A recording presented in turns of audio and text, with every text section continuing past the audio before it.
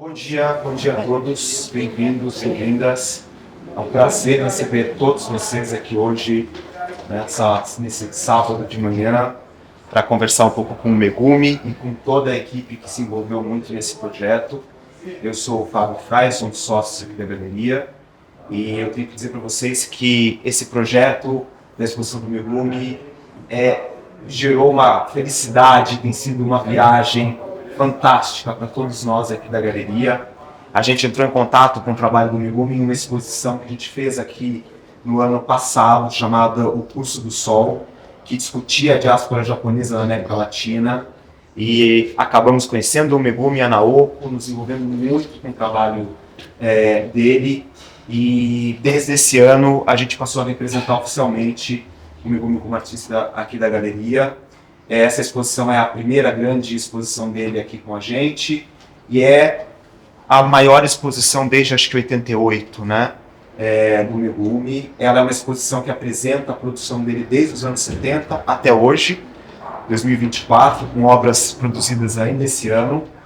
Então, enfim, tem sido uma experiência fantástica e hoje a ideia é que a gente faça um papo aqui muito informal, mais ou menos no meio da exposição, quer dizer, a gente vai para a exposição até o dia 26 de outubro, então ainda temos algumas semanas de exposição, mas a ideia é que a gente faça um papo aqui com todo mundo envolvido. Esse projeto ele foi um projeto que envolveu muitas pessoas, toda a equipe da galeria se envolveu profundamente, pesquisa, toda a parte de catalogação das obras do Megumi, desenvolvimento do projeto, mas também foi um projeto coordenado no campo curatorial, no campo da ideia e da concepção, por várias pessoas. E aqui estamos hoje representados por elas nesse nosso papo, né? Então eu queria rapidamente fazer uma introdução de cada um dos membros aqui da mesa e passar a palavra para que vocês comecem o papo. A ideia é que a gente faça o papo de 1 hora e abra para perguntas por mais meia hora. Eu vou ser o chato aqui do tempo, vou dando o sinal aqui do relógio para vocês, tá bom? Bom, eu vou começar então com o Megumi e Naoko. Afinal de contas, como a gente sempre fala, não existe Megumi sem Naoko, não existe Naoko sem Megumi. Eles são uma dupla muito potente e muito fundamental, e essa trajetória é uma trajetória muito de vocês dois. Então o Megumi, bom, dispensa apresentações, eu acho que a obra dele fala muito dele e a gente vai ouvi-lo um pouco hoje aqui. O Alexandre da Cunha. O Alexandre da Cunha opera de forma crítica dentro de uma escala de valores no universo da escultura, através do diálogo entre materiais, repertórios e objetos de diferentes origens e destinados a diferentes usos. Além de uma prática mais intimista e em menor escala, o Alexandre vem desenvolvendo vários projetos públicos, comissionados em cidades como Boston, Chicago, Londres, onde ele concluiu recentemente uma obra monumental no Battersea Power Station, em Londres, para dar um exemplo. E ele vem realizando trabalhos colaborativos com muitos artistas e curadorias, expandindo sua prática. Quando a gente pensou em convidar o Alexandre para curar a exposição, junto com a Raquel, com a Jaque, com o próprio Megumi e com a Naoko, a ideia era trazer um artista, escultor contemporâneo, para que houvesse um diálogo de diferentes tempos, gerações, enfim. E foi muito interessante, porque logo que eles se conheceram, aconteceu ali um casamento imediato, e eu acho que tem sido, eles vão falar muito melhor, uma troca muito bonita. Então, Alexandre, obrigado pela sua contribuição. A Raquel é formada em psicologia, a Raquel Rochino, pela USP, e designer autodidática, trabalha com cerâmica, é imersa no mundo da cerâmica há muito tempo, conhece o Megumi e a Naoko há muito tempo, e tem sido, desde o começo da nossa relação com o Megumi, uma interlocutora fundamental. Escreveu um poema lindo que está ali na entrada, que, como o Megumi bem diz, resume muito bem uma linha de obras dele, que são Os Espássaros. Então é um privilégio, é um prazer ter a Raquel aqui com a gente. A Raquel recentemente curou uma exposição que eu imagino que quase todos tenham visto, chamada Tocar a Terra no Tomiotaki, sobre a cerâmica diaspórica japonesa. Então eu queria muito agradecer também a Raquel por estar aqui junto com a gente, porque participaram muito ativamente, não só na curadoria dessa exposição, mas em todo esse processo de trabalho e de desenvolvimento da nossa relação com o Megumi. A Jaque Lessa, a gente já tem uma história um pouco mais longa. A Jaque, ela é arquiteta, formada pela PUC do Rio Grande do Sul, e ela fundou há alguns anos o Ateliê Entre Terras. E a Jaque, ela tem uma coisa muito incrível, porque ela tem uma sensibilidade de entender o campo da arte e da curadoria, como eu acho que poucos arquitetos têm. A gente fez um primeiro projeto com ela que foi muito emblemático para a história da galeria, chamado Nosso Norte ao Sul, em 2021, onde a gente discutia abstração na América Latina. E eu acho que a expografia foi um elemento ali muito fundamental da curadoria daquela exposição. E desde então a gente vem trabalhando com a Jaque, e a Jaque é a ideia por trás dessa expografia, que eu acho que casa com a obra do Megumi. A gente, na primeira conversa com a Jaque, mostrou uma lista de obras. Falou, Jaque, a gente não quer fazer um monte de coluninha, a gente precisa pensar algo que crie esse universo do Megumi, que gere uma experiência muito também de vários anos. Quer dizer, a estrutura do Megumi não é uma coisa, né, blocada, que você só olha de um lado e tal. E a Jaque veio com essa expografia absolutamente fantástica. Então, no fim, gente, é um trabalho de muitas mãos, que eu acho que é uma coisa que o Megumi, como artista muito generoso que ele sempre pediu e quis. O Megumi é um artista que nunca pensa na produção dele ou no trabalho dele sobre o olhar personalista do artista. Ele sempre pensa num trabalho muito coletivo. Então, eu acho que a gente conseguiu muito nesse processo aqui trazer essa ideia de uma coletividade muito potente, muito rica. Ou seja, eu gostaria agora de passar a palavra para vocês. De novo, muito obrigado pela presença. Raquel, eu gostaria que você puxasse aqui o começo do papo. E aí a gente abre, então, depois para perguntas daqui uma hora, tá bom? Obrigado, gente. Obrigada por todos estarem aqui, obrigada por terem esperado um pouco. Esse trabalho em conjunto, ele foi muito feliz. Ter a troca de olhares interdisciplinares, né, de um outro artista, uma arquiteta, eu como pesquisadora e designer, mais um artista, como disse o Fábio Generoso, deu esse resultado incrível, que quando a gente entra na sala é impactado, como se a gente estivesse entrando mesmo no universo do Megumi e podendo apreciar as obras ao longo do tempo, as obras interagindo entre si. E foi um trabalho longo, desde 2018, de levantar as peças do Megumi, recolhê-las no mercado, mapear nas coleções, datar, registrar. Um trabalho muito longo, mas que hoje, através da Gomide, há 2 anos já, a gente conseguiu organizar e apresentar isso para o público. E eu tenho uma curiosidade que nesse tempo todo eu não consegui conversar com o Megumi, eu vou aproveitar hoje para perguntar. Qual é o seu sentimento, como que você se sente de ver esse conjunto de obras apresentado dessa forma hoje, em 2024? Depois de 26 anos sem expor, numa individual, como é que é olhar para esse conjunto de obras? O que eu senti foi que meu trabalho, desde o início até agora, produziu uma mitologia, uma fábula. Vocês viram algumas fotos aqui, tem fotos da exposição de 73 e a exposição de hoje, de 24,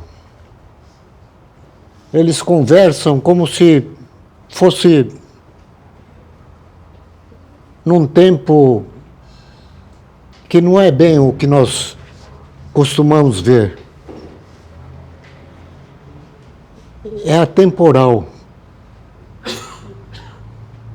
Uma coisa que eu senti também é que eu não evoluí muito depois de 73. Continuo fazendo, relendo, reimaginando o que eu fiz desde os anos 60. É como se cada obra que eu fiz durante 60 anos Na verdade, desde quando eu encontrei argila no fundo do quintal da minha casa, isso, eu estava com 3, 4 anos e brinquei sem ter conhecido técnica. Eu fiz uma quantidade imensa de objetos. Esse foi o meu mestre. E acho que até hoje continuo ligado a essa criança. E faço o que ele queria. É libertar-se de várias amarras que trouxeram conflitos na minha vida. É mais ou menos isso que aconteceu. E eu continuo, só que agora o conflito se tornou para mim uma bênção.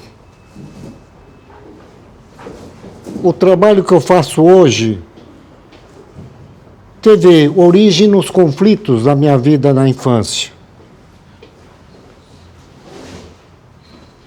Então, eu sou um artista que repete infinitamente o mesmo produto, a mesma mitologia. E o espássaro é um dos objetos mais emblemáticos dessa libertação dos conflitos. É, na verdade, uma pequena homenagem a Brancusi, que fez o trabalho Pássaro no Espaço. Era uma tentativa de libertação. É uma vontade utópica da liberdade. E eles são pássaros no espaço. Mas às vezes esse pássaro vira a lua, que também é um pássaro cósmico no espaço. É sol, estrelas, nuvem, e às vezes é nada, não tem nada, apenas a barra. São essas peças que estão aqui, vários deles, uma repetição. Mas cada vez essa liberdade foi se ampliando. E eu percebi que é uma utopia inalcançável. É por isso que eu fiz arte. Então eu consegui entender nessa exposição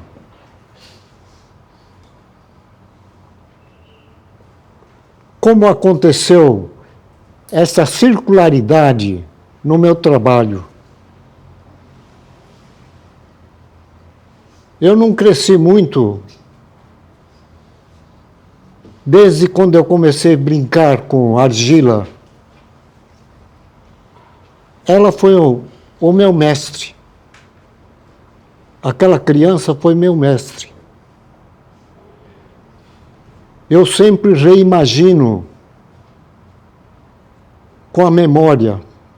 E acho que essa reimaginação da memória cosmológica da criança dura até hoje, com 84 anos. 86 anos, desculpe.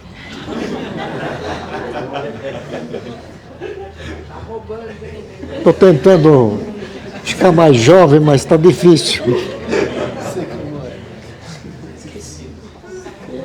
É mais ou menos isso. Eu gostei muito, porque foi uma exposição instalada para se ver as obras grandes e pequenas, de várias perspectivas, de cima, de baixo, de lado. E essas pessoas que mostram essas peças estão dizendo claramente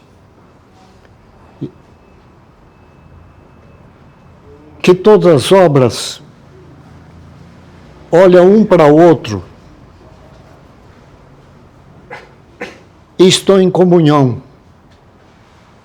dizem uma coisa só. Eu não sei qual é a mensagem, mas o diálogo é o que me interessa. Todos eles conversam, as pequenas, as maiores. Não há, esse é mais do que aquele. Na minha leitura, eu gostei muito da disposição que foi colocado nessa exposição. Mas, ao mesmo tempo, eu sinto que a energia das obras, não estou nem aqui, nem lá, estou em todos os lugares. É claro que há um trabalho que foi feito por uma equipe extremamente competente, muito afeto, muita leitura de todos, muito melhor do que a minha leitura. E expuseram de tal forma que foi visto por muitas pessoas. Antes de mais nada, eu queria agradecer muito a dedicação dessa galeria.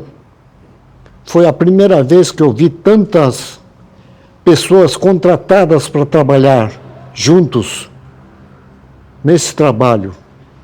E a maior fatura que eu tive disso é a comunhão que eu tive, o afeto que aconteceu de todos. Obra de arte é isto. É para criar esta comunhão. Isso de vocês virem não é tanto o problema da arte, é a necessidade de estarmos juntos em alguma coisa. E ninguém é mais do que ninguém aqui. Todos, com sua presença, com sua vontade, produz uma comunhão. Isso é importante numa época como esta, mais do que nunca, em que ainda continuamos batalhando em guerras absurdas. Desculpe, já adiantei demais.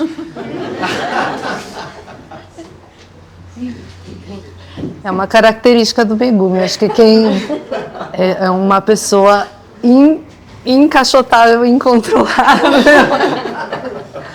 Eu vou aproveitar o gancho da comunhão para perguntar para a Jaque e para o Alê, também num aspecto do ponto de vista pessoal e profissional, como que foi encontrar com a obra do Megumi, ou com a seleção de obras que a gente tinha, e como foi dada a escolha e essa conversa entre a expografia e as peças selecionadas. Queria saber assim, um pouquinho assim, como impactou pessoalmente, como isso se refletiu no resultado. Acho que tem uma frase do Megumi que você coloca no texto crítico, inclusive, que talvez eu tire de ordem, mas que fala que é uma premissa dele, de trabalho, que tudo é feito de tudo, tudo depende de tudo, tudo é tudo, né? E eu acho que desde os primeiros encontros que a gente teve, acho que talvez primeiramente eu e a Lei Thiago, depois com todo mundo, escutando o Megumi, essa é uma frase que marca. E aí quando a gente encontra a obra dele, ele está falando, tudo isso está falando disso que ele acaba de contar, que é esse sentido de comunhão. Então fica quase que evidente que a gente queria trabalhar com uma ideia de expografia que não investe em separações, que não investe, que potencializa afetos entre obras, entre pessoas e obras, ao invés de organizá-los. E aí eu acho que a gente vai por esse caminho, e aí depois é muito legal porque eu penso que a gente construiu um chão comum, mas cada um de nós tem uma formação diferente, vai olhar para isso de uma maneira. Mas a ideia era construir esse espaço compartilhado, onde uma obra que talvez tem 10 centímetros, como a espada, né, de altura, apesar de ser muito longilínea, e um pássaro que tem quase 3, eles pudessem ocupar um mesmo lugar e a gente entender como uma impacta na outra. Eu acho que essas são discussões muito legais, porque, no final das contas, é uma frase simples, absolutamente sensível, e que vai até trazer noções muito atuais de o que é a natureza e o que é cultura, e como o pensamento dele vai misturar tudo isso. Porque uma obra que está ali, como um pássaro, é um objeto, talvez, é arte, mas é também o pensamento dele traduzido em matéria, não deixa de ser terra. Então, as muitas vidas que as coisas podem carregar e que estão ocupando esse espaço junto com a gente, que vai depois entrar ali também, né? E aí acho que a gente queria também saber do Ale como ele, mas acho que tem outra. Como um escultor olha outro escultor, né? Que assim, apesar de serem fontes materiais completamente diferentes, tem uma coisa muito que aproxima vocês. Gostaria que você falasse um pouco do distanciamento e da proximidade e como foi trabalhar comigo. Uhum. Eu achei muito feliz, assim, essa palavra aparecer, né, comunhão, logo no início, e que tem uma coisa que eu acho que formalmente na expografia isso se revela, né, através da comunhão dessas entidades, que são esses trabalhos que foram feitos em épocas diferentes, que são muito diferentes entre si, e isso se coloca ali de uma forma muito bonita, que eles estão todos juntos, né, e eu quero falar mais sobre isso, mas eu acho que aconteceu uma coisa que no processo do nosso trabalho é que assim, a gente não se conhecia, né? Nenhum de nós. E isso foi muito legal, porque era uma ideia que eu tenho pensado muito isso nas relações em geral, dessa história de você sempre tem uma coisa que eu tenho pensado muito, que desde as amizades, aos casamentos, aos encontros profissionais, eu acho que cada vez mais vai ficando mais claro para mim que existem esses mundos diferentes, né? Que qualquer encontro, ele é uma aproximação, uma negociação de um mundo de uma pessoa com o mundo da outra. E o que se traz disso, né? Como se fosse aquele desenho vem de um conjunto unitário, assim, a interseção dos dois mundos, né? E aqui o que aconteceu, eu acho que foi muito bonito a forma que cada um trouxe o seu mundo e essa coisa que se formou com o mundo de cada um foi muito potente. Esse conjunto, a interseção desses 5, 6, 7, 8, 10 mundos que trabalharam nesse projeto eram mundos muito diferentes e o que resultou é uma coisa muito forte, muito consistente, harmoniosa, né? Harmoniosa.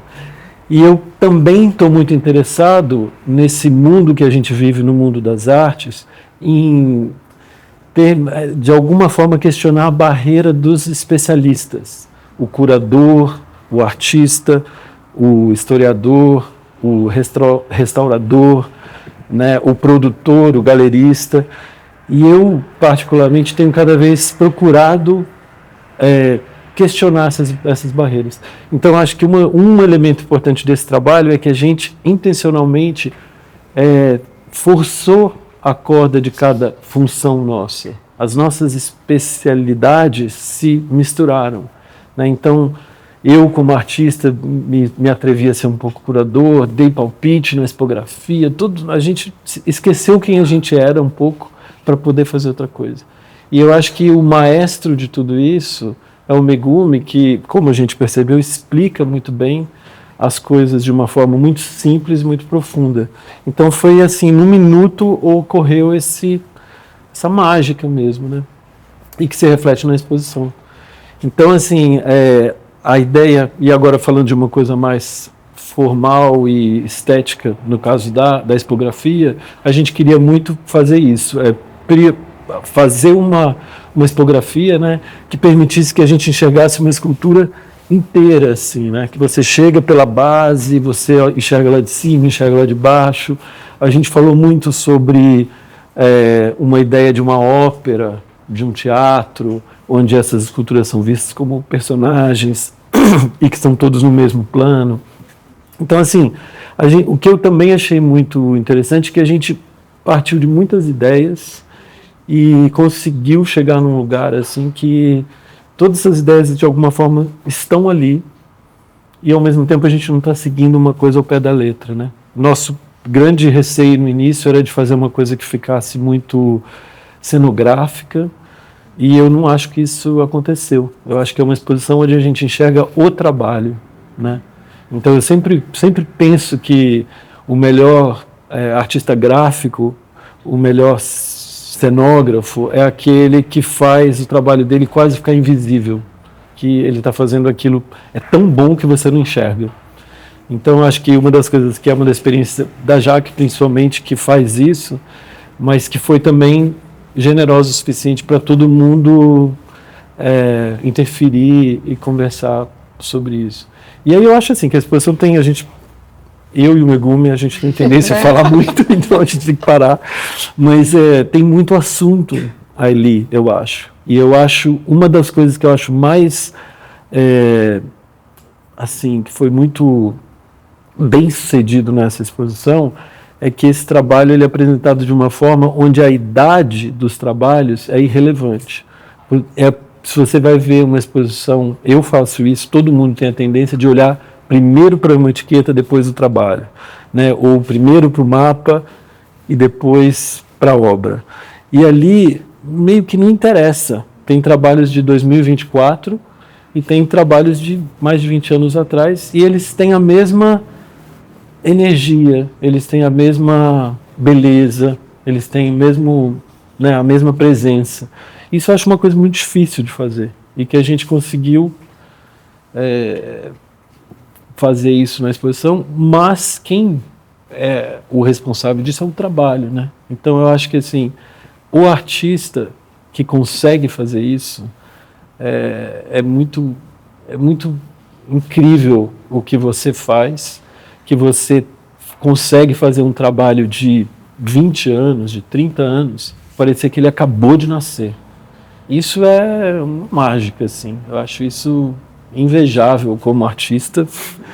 E falando sobre isso também, eu acho que quando você falou da minha parceria com alguém que trabalha com escultura, que eu sempre achei, desde a primeira vez que eu vi o trabalho do Megumi, é que, essencialmente, eu vejo o trabalho dele como um escultor, né? Então, essas referências que ele falou de Brancusi, eu acho que tem várias outras referências históricas, como Giacometti, o trabalho faz um balé por um monte de coisa, né? Pelo surrealismo, e volta ali, vai lá, e é muito contemporâneo, mas o que eu acho mais importante é que ele sai da discussão da cerâmica e ele mostra uma exposição de esculturas. E eu acho que o trabalho dele é muito mais profundo do que simplesmente a gente falar sobre a técnica. Eu acho que o que tem ali é um campo de assuntos muito profundos e formalmente é uma escultura muito rica, né, nas soluções estéticas, nas questões assim que são do assunto da escultura mesmo.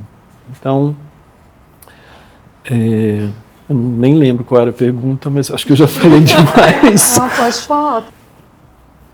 E o que eu acho da expografia, voltando, assim, eu lembro quando a gente falou de coisas que eu provoquei muito a Jaque, de falar, a gente tem que fazer uma coisa que pareça uma ópera, um teatro, não sei o quê. Tem uns assuntos que eu viajava muito na época, ela olhava para mim assim... Eu não estava recusando. Não estava recusando. Mas ela falava, ele está viajando, né? E eu lembrei de um assunto outro dia que é muito legal, que eu falei assim, sabe quando a gente vai no teatro e você tem a antecipação de assistir uma peça? Você tem o seu ingresso, a sua poltrona, aquela emoção que te dá, que você não viu a peça ainda, mas que você vai procurar o seu lugar. Você está chegando no teatro, a luz está mudando, você encontrou alguém ali, aquela coisa que não é a peça, né? Que é chegar até onde uma coisa vai começar. Ou então o backstage do teatro, né? A coisa que não é o teatro. E a gente falou disso. E toda vez que eu venho aqui, que eu subo essa rampa, eu tenho esse gostinho do ensaio, né, e de ver essas esculturas como pessoas. E quando eu estou falando pessoa, eu acho que vai para um sentido assim, como símbolos, como entidades, como elas têm muita personalidade, né? E a gente que teve muito tempo para lidar com elas, a gente tem esse afeto pelo trabalho. Eu chego aqui, eu já sei, você, aquela ali, né? Cadê aquela Cadê lá? a minha amiga? Cadê aqui o mais baixinho? Cadê o mais gordinho? E eu acho que isso é uma coisa que eu, como artista, me interesso muito, que é de cada vez mais entender que a gente não tem muito controle, que eu acho que o artista, ele não entende. É muito bonito ver você falar de uma forma muito humilde da sua repetição, você fala do seu papel como artista de uma forma muito humilde. Você fala, a gente já teve essa conversa, você fala, eu não faço nada, eu estou só fazendo a mesma coisa, e que é uma grande mentira, que você faz uma coisa absurdamente maravilhosa, mas a sua postura é essa. E eu tenho percebido mais que o melhor lugar do artista estar é nesse lugar do erro, da humildade, não no sentido de ser bobão, né, mas de entender que a gente não tem controle.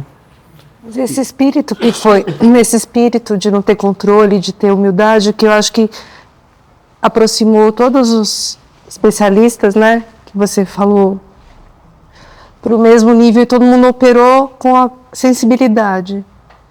Não ficou ali o espírito da obra do Megumi permitiu que a gente colocasse a sensibilidade a serviço da obra dele, da exposição, antes de qualquer outra especialidade, né? E eu acho que o trabalho dele e ele, isso que aconteceu, de essa comunhão, ela foi favorecida por esse espírito do Megumi, né?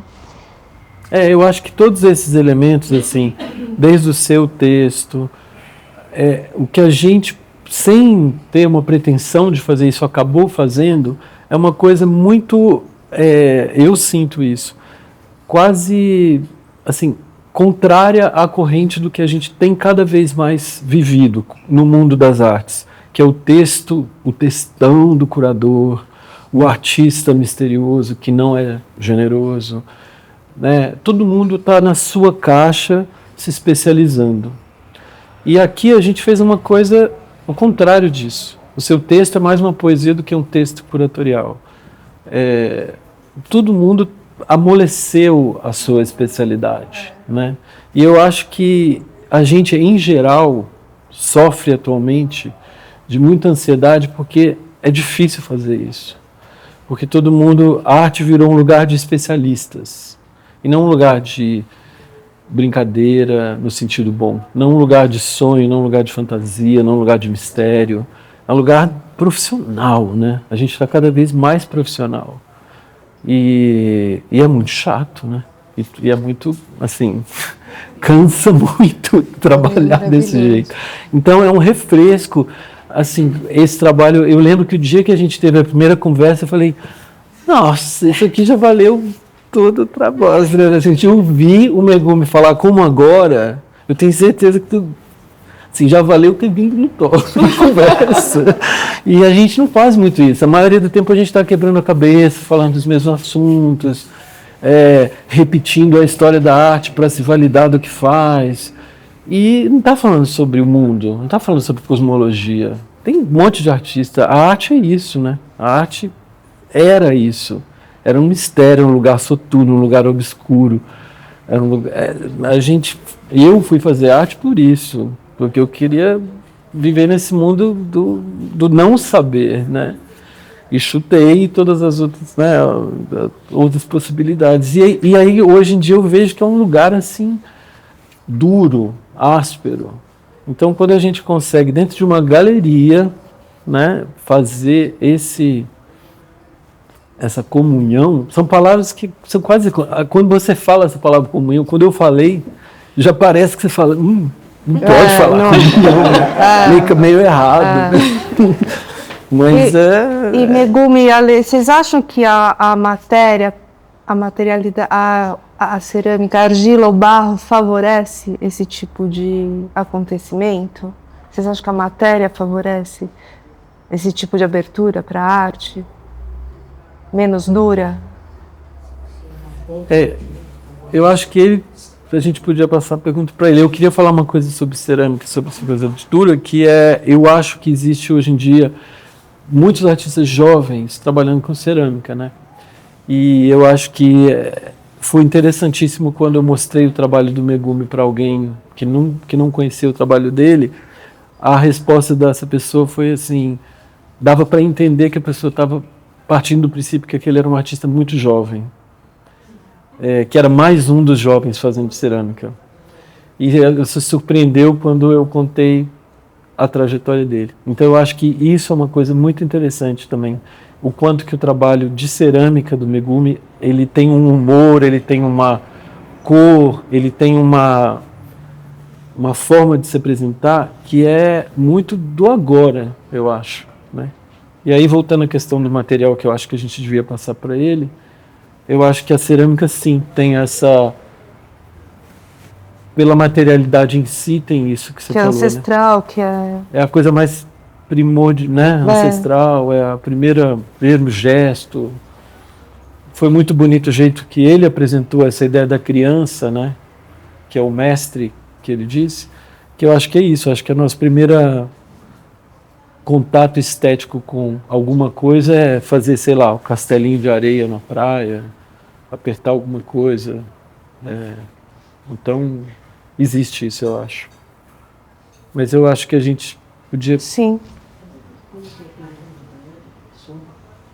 Você acha que a materialidade, o barro, favorece uma obra, uma arte mais aberta, menos encaixotada eu queria que você falasse um pouco qual o papel da cerâmica na sua escultura. Eu acho que todas as coisas do cosmos estão em atividade. Não é só o barro. Tudo que existe no universo está em atividade. E sempre dentro de uma ordem quase absurda, uma harmonia, tanto para as coisas agradáveis como para as coisas desagradáveis. Por exemplo, a nuvem é a evaporação da água. Venceu a gravidade para molhar as regiões mais altas do que o nível do mar. E povoou a terra inteira de vida, vegetais, animais e outras vidas, talvez. Mas, ao mesmo tempo, esse mesmo processo traz dilúvios que acabam, como aconteceu há pouco tempo no Rio Grande do Sul. Então, o que é bom e o que é ruim acontece ao mesmo tempo.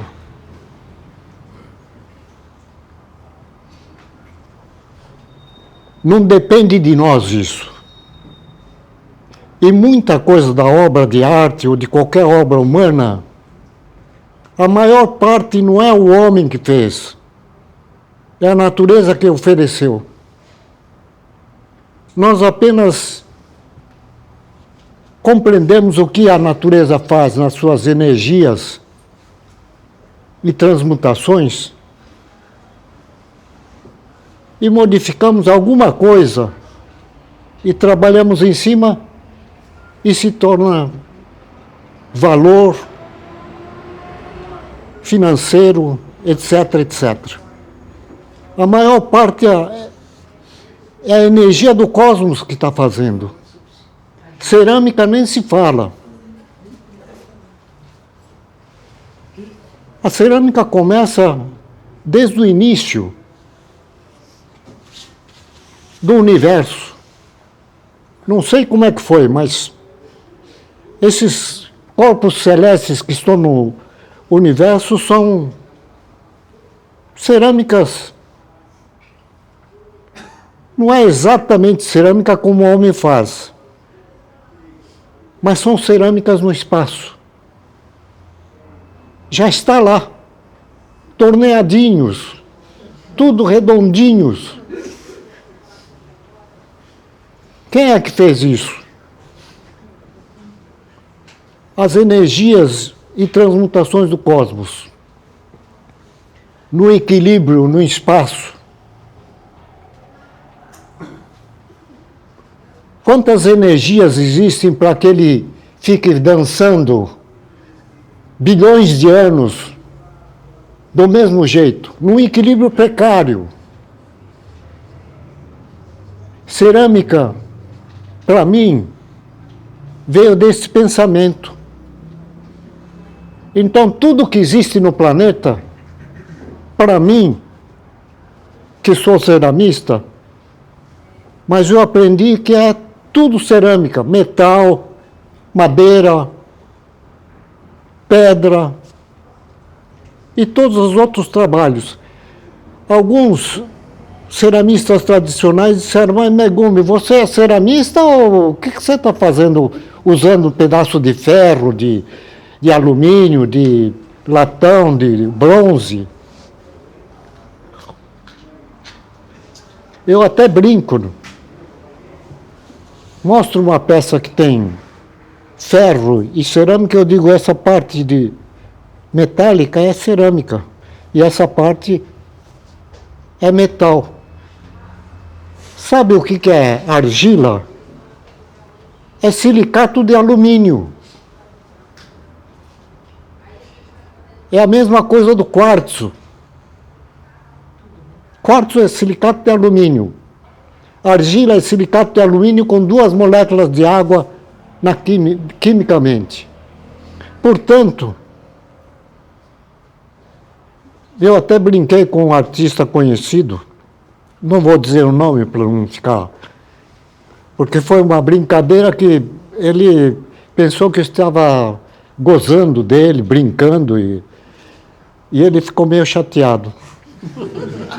Mas, enfim, eu tinha um trabalho, não sei se vocês conhecem, semente que eu fiz, e existe uma história também sobre semente, se houver tempo eu posso até conversar, mas era alguns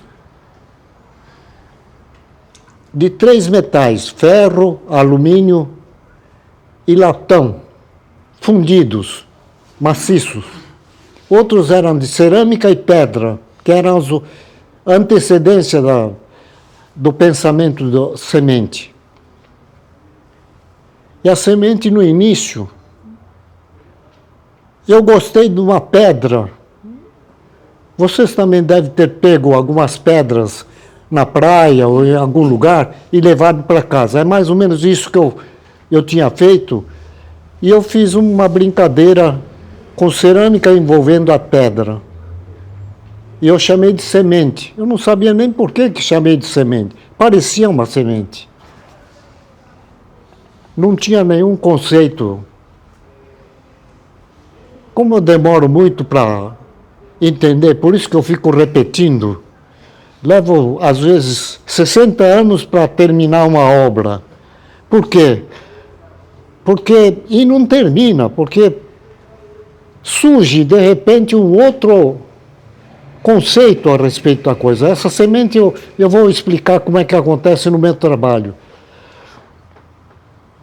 Era apenas uma forma que parecia semente, e eu gostei da estética da pedra e levei para casa e fiz essa peça. Depois, mais tarde, eu fiz uma releitura disso, reimaginando o que poderia ser. E eu sabia que a pedra decomposta como quartzo vira argila. O quartzo decomposto que virou terra é caulim. É o mesmo material, quimicamente transformado pela energia do cosmos.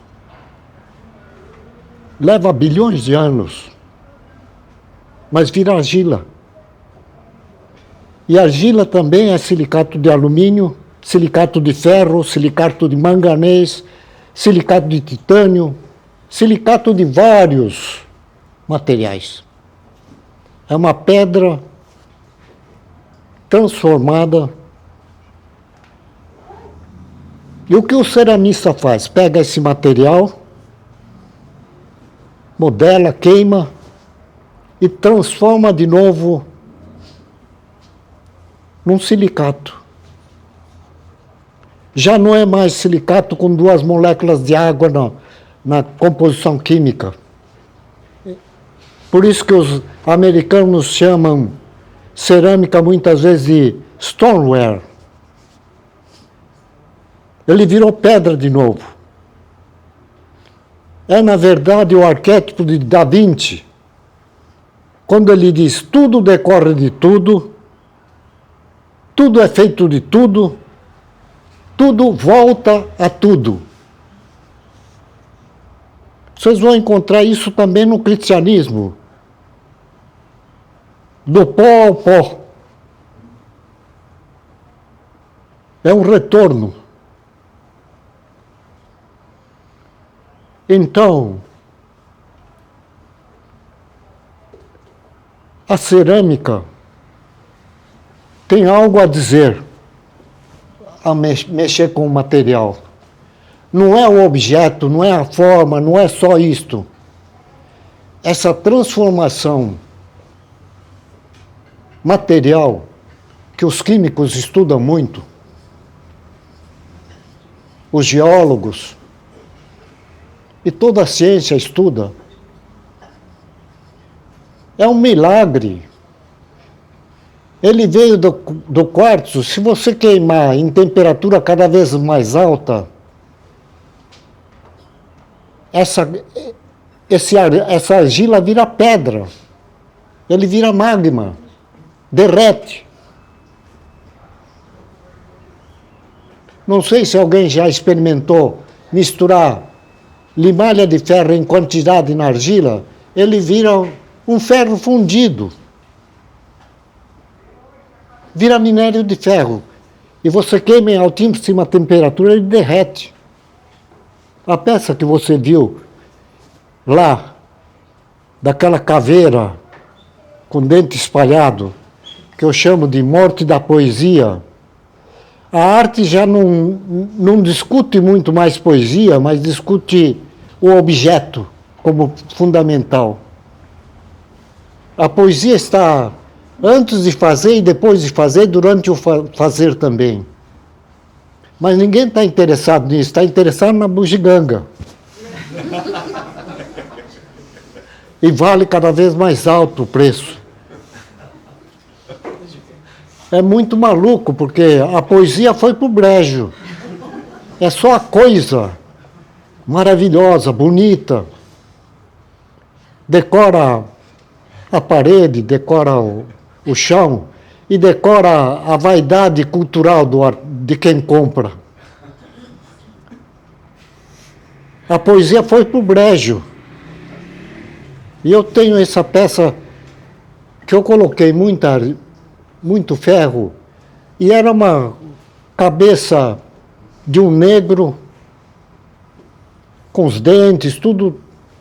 Era como se fosse uma máscara. E eu coloquei no forno, ele derreteu e virou um cadáver. E eu chamei de morte do poeta. Que mesmo fazendo o que nós estamos fazendo hoje, não é a poesia que importa, mas o que isto vai levar e o que vamos levar disso, todos nós, em geral. Seja conhecimento, seja isso, seja aquilo. Mas a poesia mesmo foi pro brejo. É um pouco isso. Agora, eu acho que, sem dúvida, tudo que existe no cosmos pode virar. O cosmos é um objeto artístico que parece só material.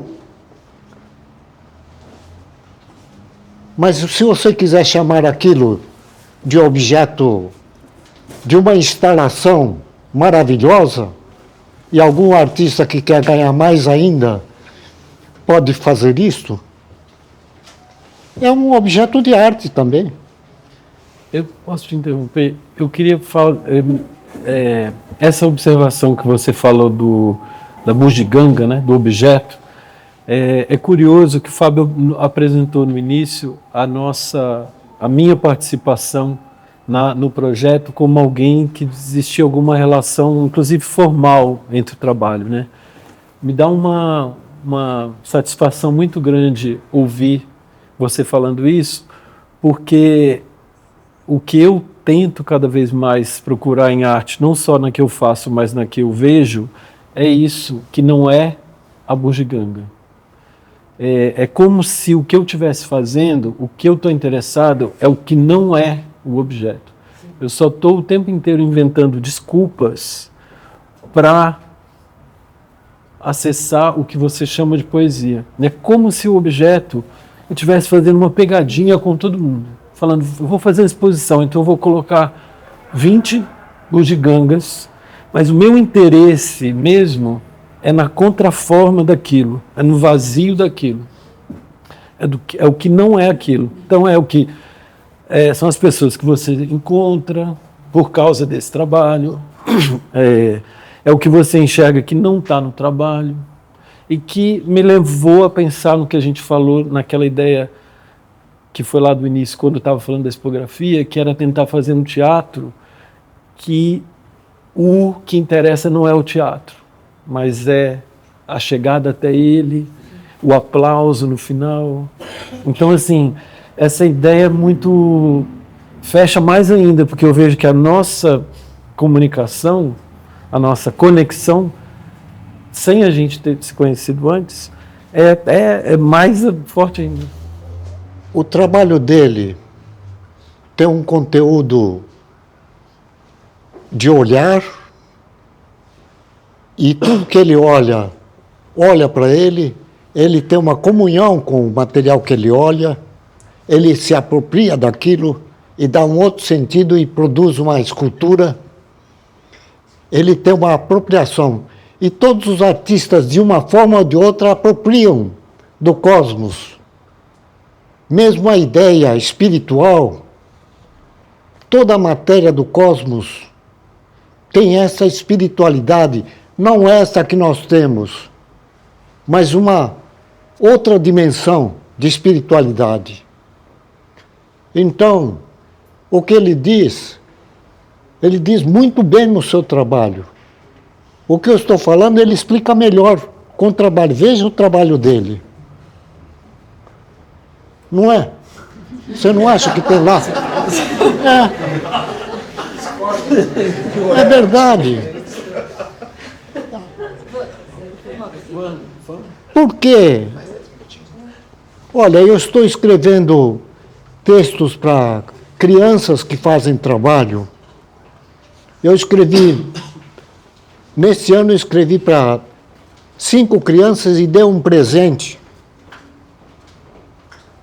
de um artista do Rio Grande do Sul, Tamir Farina, quase ninguém conhece porque ele é desconhecido, mas ele fez uma laranjinha de cerâmica, só a capinha da laranja, e fez um furinho, como se fosse uma pedrinha de estilingue que jogou e furou a laranja, tem um buraquinho, e é oco lá dentro. Quando você olha pelo buraquinho, você vê o céu estrelado. Na sombra do interior da laranja, você vê o céu estrelado, que é o símbolo da infinitude também. Então, eu disse para ele que o trabalho dele é coparticipante da poesia do William Blake, Num Grão de Areia, Ver o Mundo. na flor silvestre, a celeste amplidão. Segura o infinito em sua mão e a eternidade num segundo. É uma poesia do William Blake. Aí eu disse, você poderia pegar essa laranjinha e ilustrar a poesia do William Blake e vender essa laranjinha lá na Inglaterra.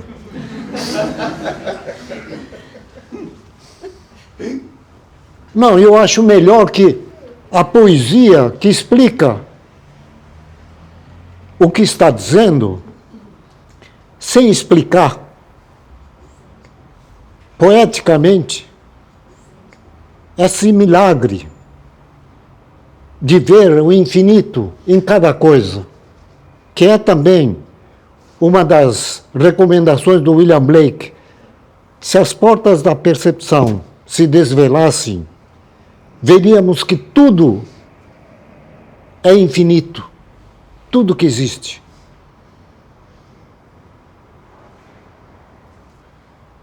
Em inglês em vez de 1 segundo, é 1 hora, mas o tradutor, que é o Marcicano, da USP, ele achou melhor o segundo. E ele usou segundo, a eternidade num segundo. E eu disse, olha, ele que explica mais, e você não explicou nada. Você simplesmente mostrou. E a escultura dele trabalhou com a luz e com a sombra.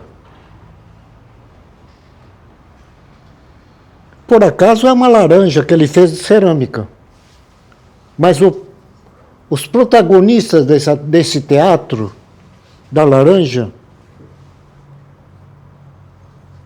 é a luz, que são furinhos mínimos que ele fez com agulha e produziu dentro daquela sombra o céu estrelado.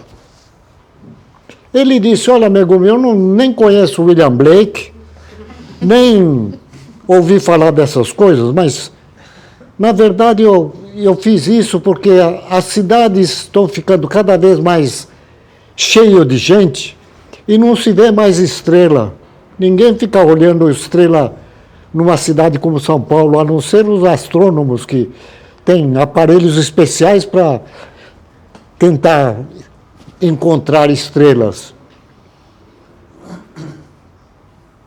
Mas a poesia dele não foi consciente, foi uma coisa meio de infância.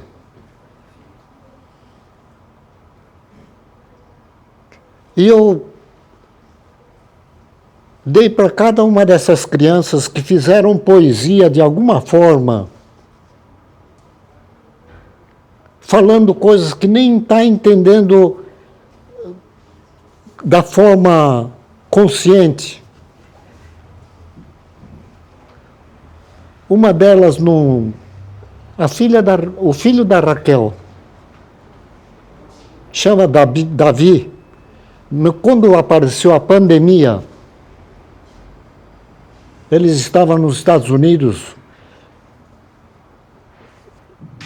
estavam para voltar para São Paulo, ficaram muito preocupados, que tinha uma série de protocolos que dificultavam a saída de lá. Chegou no Brasil também, os avós já com idade e tal, todo mundo preocupado, aquele pânico geral que estava. De repente ele pediu um caderno para... Nem sei se foi ele que escreveu, acho que foi ele que escreveu.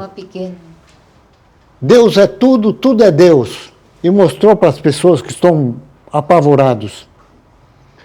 Não sei se ele conhecia Deus melhor do que os adultos, mas enfim. Escreveu uma coisa dessas e tudo. Eu também li isso. Fiquei amigo na hora dele, porque... Que coisa mais maluca. E é uma poesia, porque ele não tinha consciência só racional. Poesia era concreta, né? E ele mostrou para todo mundo, para quem quisesse ver, O pessoal se acalmou, todo mundo se acalmou. Porque não é só pandemia, morreram muitas pessoas amigas, pessoas desconhecidas, amigos, não é? Não era pouca coisa a Covid, a pandemia. No início, não tinha muito que salvar, não é verdade? Depois veio a vacina e tal, mas foi um desespero mesmo. E ele pequenininho, hoje está maior, né? Ele não é artista como nós conhecemos, mas é um artista muito grande para mim. Dentro da minha mitologia, aquela criança que encontrou argila é que me fez fazer essas bugigangas todas. E ainda me ajuda. A árvore é o símbolo, porque eu brinquei quando era criança. Na árvore a gente corria equilibrando nos galhos horizontais, pulava de um galho para outro, etc. E brincava de pegador em cima. Criança pequenininha ainda. Então, vocês devem ter visto, eu devo ser um dos artistas, escultores que fez mais árvores, tudo árvores de infância mesmo. São vários tamanhos, várias espécies, mas para mim é a única, a figueira da minha infância. E não é só preguiça de criação, mas era repetir isto e nunca esquecer dessa cosmologia da infância. A árvore para mim significava confidente, companheiro. Eu abraçava a árvore como eu abraço as pessoas, assim. Eu beijava a árvore como beijo as pessoas, seja homem, seja mulher, não importa. Megumi, a Jaqueline, ela...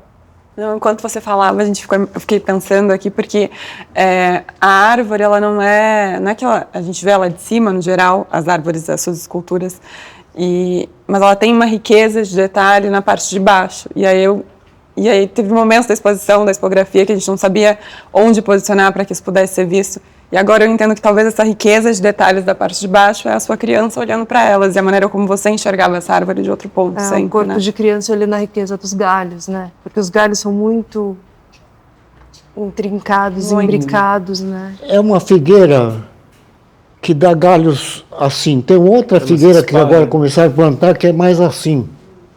Então é mais difícil de brincar, Na equilibrando, exposição, etc. a gente tinha no início uma lista grande de trabalhos, né? E era muito difícil fazer essa edição, essas escolhas eram muito difíceis, né? E as árvores, que é um trabalho muito icônico do Megumi, que muita gente já conhecia, para a gente foi muito difícil ter menos árvores na exposição. Tem uma, né? Tem Tem uma uma árvore. E eu acho também muito bonito, de novo, essa ideia que ele está falando da repetição, né? E eu nunca tinha pensado que essa árvore que você fez é a mesma árvore, quase, resumindo o que você falou, né? Que é essa figueira, né?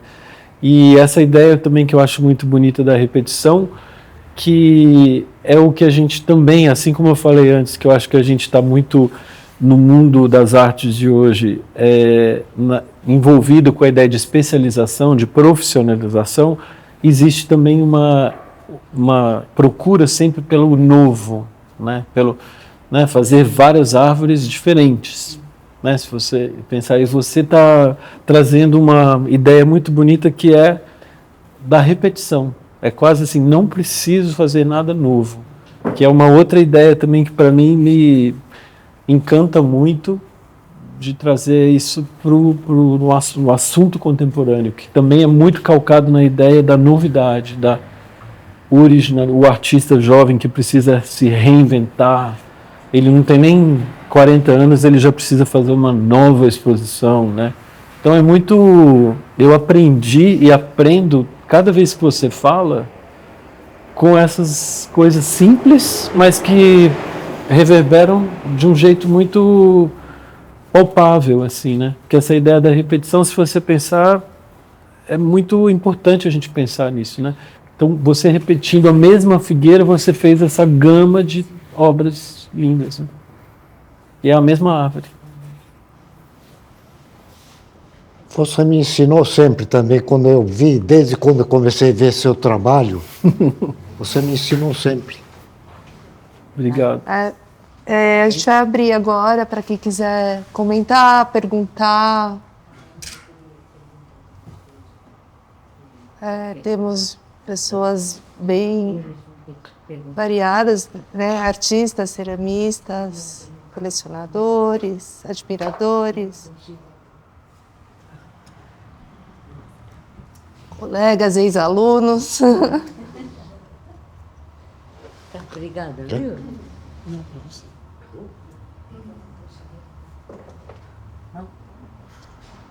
Eu vou fazer um... Ótimo.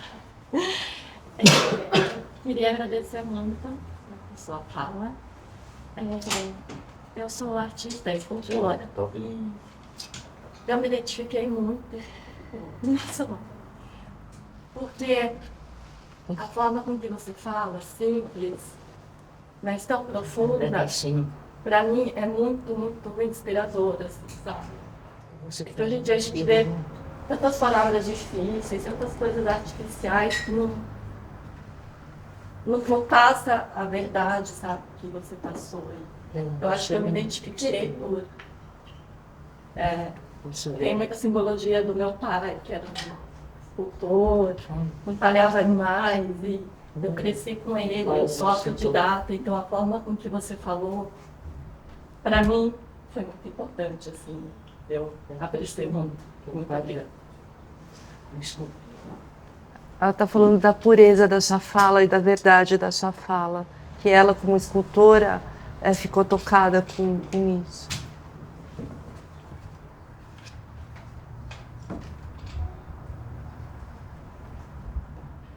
Eu acho que todos nós que fazemos trabalho de arte temos num momento o reencontro com a criança. A criança, os filósofos estudam isso, principalmente Gaston Bachelard. Não sei se você conhece Gaston Bachelard. É um filósofo da ciência, na verdade. Ele é físico, matemático, mas é um mago da imaginação material. Tudo isso que estava falando sobre argila, sobre o cosmos, ele sabe muito mais sobre isso do que... O meu foi uma coisa mais de infância. E ele também tem um capítulo, eu recomendaria você ler Poética do Devaneio, Gaston Bachelard. Em português tem a editora Martins publicando tudo do Bachelard. A Poética do Devaneio é preciso ler com calma, porque tem coisas que geralmente a gente não ouve. Lê a primeira vez, não entendi. Lê a segunda, não entendi. Lê a terceira, isso aqui parece... E assim vai. Ele é um poeta, apesar de ser filósofo da ciência, ele é mais poesia. É uma linguagem lindíssima. Poética do Devaneio é para se ler com muito afeto, mais do que racional. É uma poesia espiritual. Ele sabe perfeitamente que a matéria é morada do espírito. A matéria não é só matéria inerte. Será que esse cosmos que produziu a evaporação da água para levar as águas para uma região mais alta, não tem vida também, não tem espírito. Então é um pouco isso. Essa mitologia é uma invenção meio maluca, né? É meio absurdo tudo isso, mas hoje os cientistas estão começando a pensar dessa maneira também, alguns. Então existe um diálogo de vivos e não vivos. É nesse sentido que aparece Argos na mitologia, sem olhos. É um ser de 100 olhos. É o cosmos olhando. Nós olhamos para o cosmos está olhando a nós 100, talvez 1 milhão ou 2 bilhões de olhos olhando a nós. E possivelmente querendo fazer parte do cosmos também. Cerâmica, se existe alguma coisa que poderia trazer de novo, não é tanto a tradição da técnica da cerâmica, mas é a cosmologia. Dizer que a matéria também tem energia vital em alguma dimensão desconhecida. E isso seria muito mais favorável a muita coisa que nós fizemos na Terra, destruindo tudo, formando essas cidades, onde você vê alguns que têm e 100 quilômetros de pessoas que não têm, produzindo coisas para essa turma enriquecer. O resto tudo miserável, passando fome, dificuldades. Esse pensamento cosmológico da cerâmica pode levar a uma discussão muito mais ampla do que simplesmente arte. Eu acho que isso é importante. Os que fazem cerâmica, os que fazem arte, porque arte, qualquer arte também é cosmológica. Tudo que existe no cosmos é como se... é como nós que existimos. Não é o homem que é o mais importante. O homem é uma partezinha. O que ele sabe... O que eu sei é nada. Por isso que eu fico repetindo.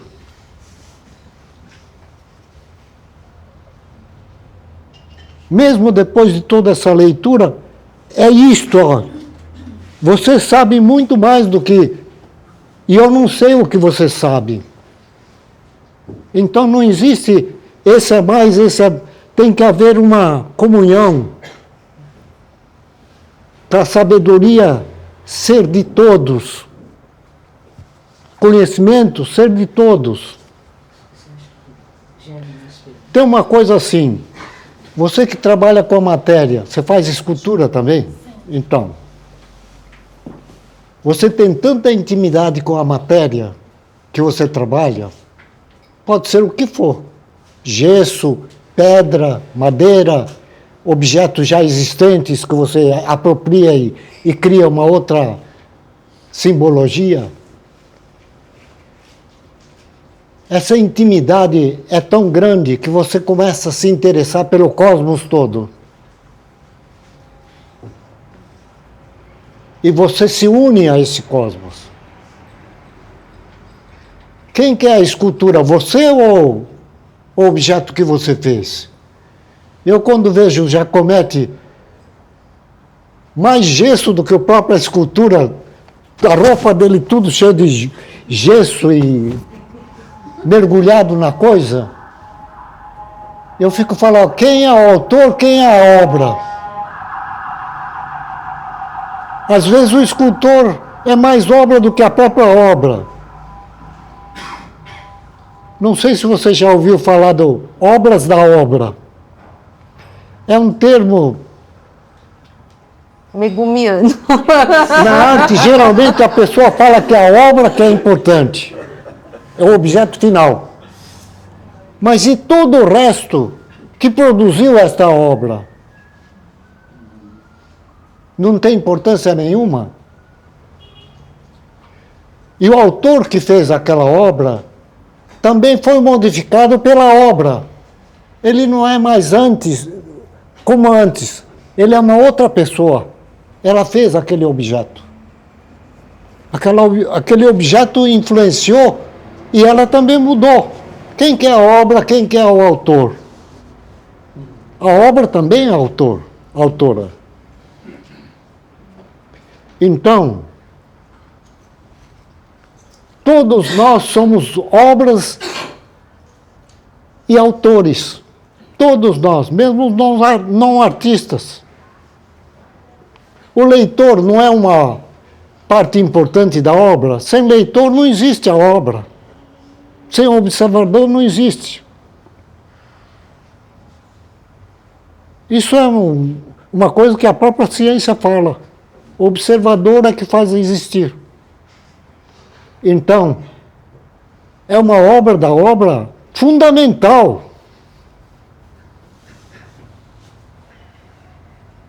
Quando ele fala que todos são importantes, várias camadas de atuação do artista, para eu fazer essa exposição, quantas pessoas não trabalharam? Quantos galeristas não gastaram para poder fazer isto? Quantas cabeças, quantas experiências? Não sou eu.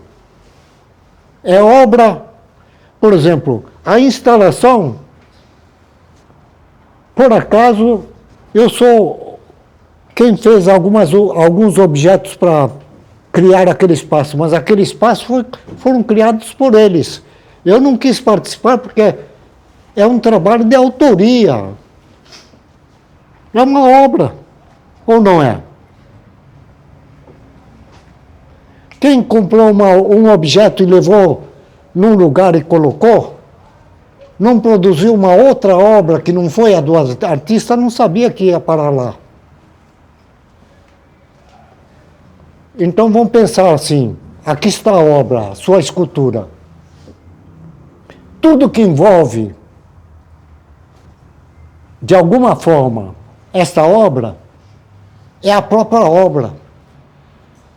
Vai até o infinito. O infinito faz parte da sua obra.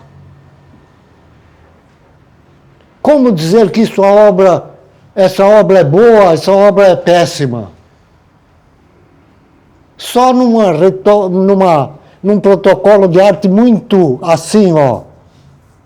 Os artistas, ao mesmo tempo que fazem o trabalho com tentativa de abertura, é muito preconceituoso. Ah, aquilo é uma porcaria, isso é uma grande coisa.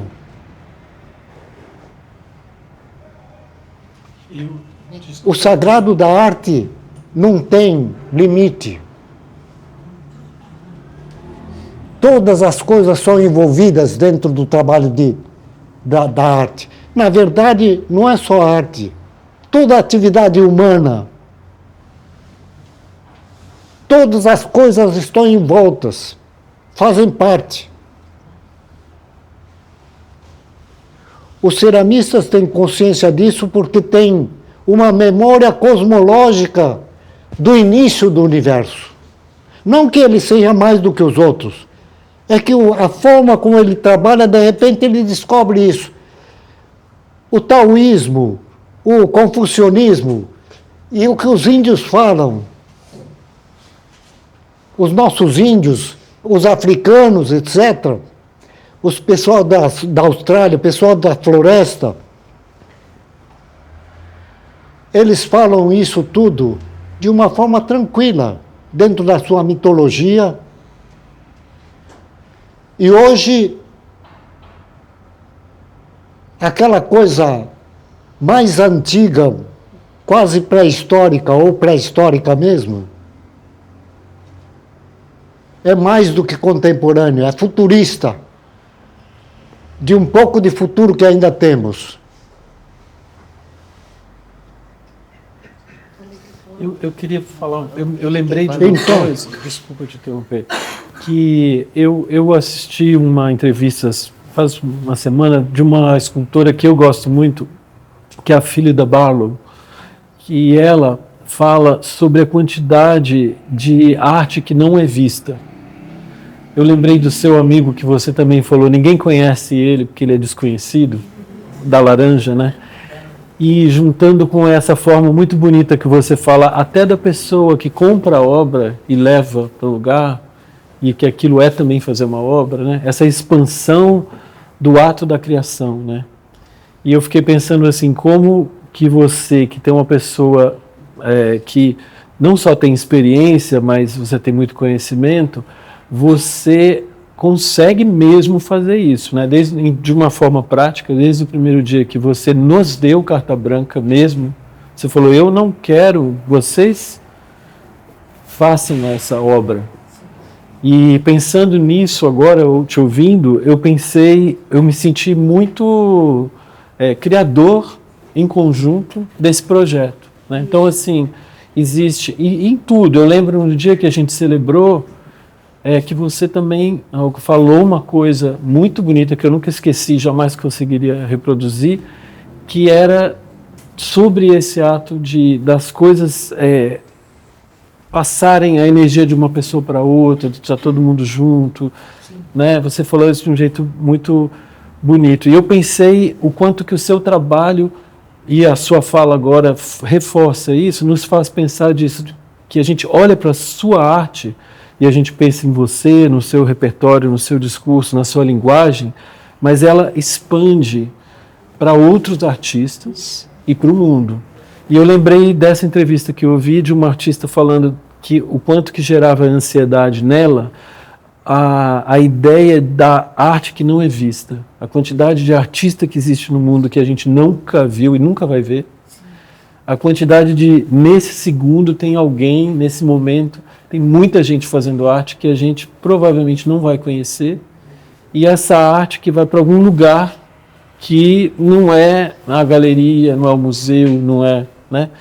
Então, eu acho que isso é muito bonito, essa vocação e essa potência que o seu trabalho tem, que é de chamar para isso, que é, né, o trabalho tem uma presença, ele tem uma elegância, a gente olha para ele com muito respeito, mas ele tem esse eco de outras artes, né? Desde uma arte ancestral até os artistas, como eu falei, agora que a gente não conhece, o seu amigo desconhecido que a gente não conhece. E eu acho que isso é uma figurinha que eu queria trazer, porque eu lembrei dessa fala da Philida Barlow falando isso.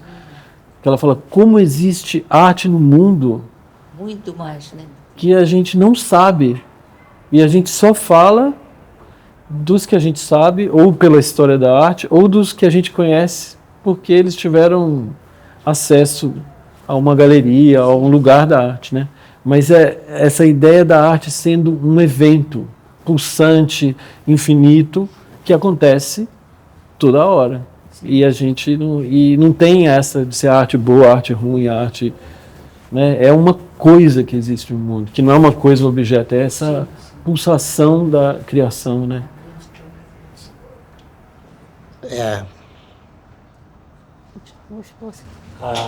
Tanto a fala quanto o trabalho do Megumi, ele apresenta como a sua mitologia, né? E ele citou vários autores ou artistas que balizavam um pouco a orientação dele, mas no final agora ele entregou a chave da história, que eu acho, porque a mitologia dele é completamente taoísta. E todo o trabalho dele é entre céu e terra, o tempo inteiro. Todas as esculturas, os objetos, são taoístas, na verdade. porque são esse elo de ligação entre céu e terra. É interessante que ele vincule esse gesto repetido, porque cada escultura repete, mas cada escultura repete a diferença, né? É o tempo inteiro repetição e diferença do elo de ligação. E quando ele faz o elo de ligação, é interessante porque ele insistiu aqui o tempo inteiro na espontaneidade e na inocência do gesto da criança, que é o que acontece no trabalho dele, mas até isso também é taoísta, porque o sábio é aquele que vai fazer precisamente o que ele está dizendo que ele está fazendo, que ele chama de mitologia, que é como se fosse uma mitologia pessoal, mas isso é um truque dele, porque não é uma mitologia pessoal. Isso é taoísmo.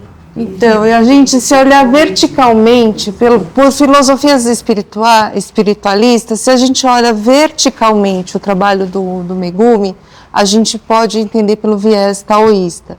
Se a gente olha horizontalmente, a gente pode falar que ela se aproxima do budismo, pela interdependência, pela continuidade de uma coisa na outra, da impermanência também, a impermanência pela repetição, então repete porque não consegue abarcar o que é impermanente, impalpável, né? Então, a gente tem vários eixos de leitura do trabalho do Megumi que se aproximam dessas filosofias religiosas, espiritualistas, orientais, né?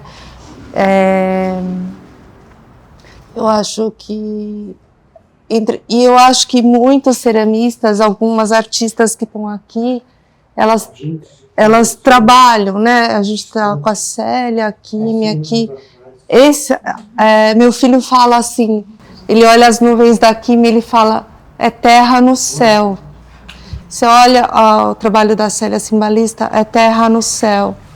Você olha o trabalho do Megumi, é terra no céu.